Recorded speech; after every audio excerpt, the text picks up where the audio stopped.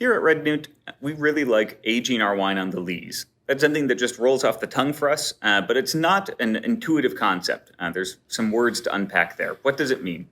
For us, we like to ferment our wines, especially we're thinking of our white wines in particular. They can take several months to ferment, and then we like to let them rest on the deposit of yeast and other stuff, technical term, that falls to the bottom of the tank or the barrel after fermentation is complete.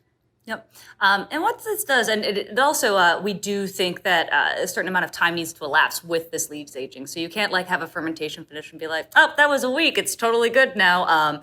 That's really not what we're doing. So it is a longer term kind of process. And what it does is, one, the lees help protect against oxidation, which is not our best friend when it comes to wine. So they're really useful in that regard. But what's really special about them is they're going to over time with interaction, they start building in a lot more kind of depth and concentration on the palate. And especially through the back palate, I find as well that you just don't find if you don't leave them on the lees long enough. And so one of the things that's really great about working with, again, super Cellar vineyards and getting clean fruit in is that your lees, especially if you're going to leave them for a long period of time, can turn. They can go kind of to the dark side. The nice thing for us is because our fermentations, and we do work very hard at this, are nice and healthy throughout, the lees, after the fermentations are done, are also healthy and remain that way. And they can add a little bit more freshness to the fruit as well. And really, they're really kind of a wonderful hidden tool that we have in our cellar.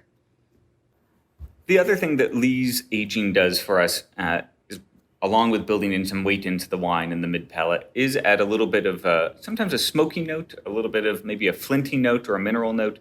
The technical term is a reductive note, and that is not to get too complicated. What it does is it allows us to bottle the wine in a way that it still has quite a bit of aging potential to it. And that's something the lees just naturally give to the wine from letting the wine rest on them for as long as we do. It's a remarkable tool that we get to work with in the cellar. It's something that does make our life a little bit more hectic during bottling season. It would be much nicer if we could just start cleaning the wine up months in advance and then kind of bottle at our leisure.